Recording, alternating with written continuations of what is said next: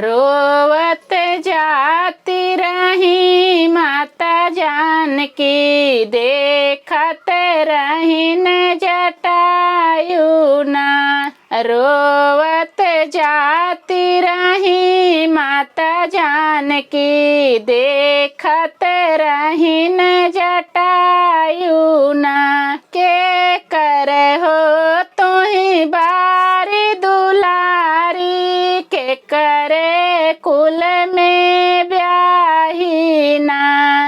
अपने हरि के नाम बताओ, दुष्ट से लेते छोड़ाई ना। राजा जनक की मैं बारी दुलारी, दशरथ कुल में ब्याही ना।